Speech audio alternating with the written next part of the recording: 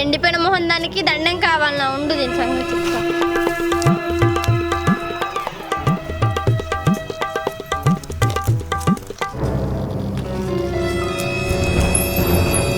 ఏయి నా బట్టలు ఉండాలి కదా. ఈ నల్ల మొహాన్ని నా బట్టలు ఇటు చివరికి దోసి దాని బట్టలు ఆరేసుకుందా. ఆ నల్ల మొహం దానికి ఎప్పుడు నా బట్టలతోటే వస్తుంది. దాని సంగతి చెప్తున్నా. దండం మీద చెయ్యి పడిందా చెయ్యి విరిచేస్తా.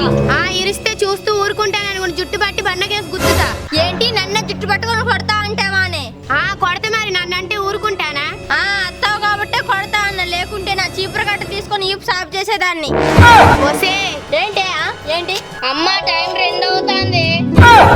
అమ్మో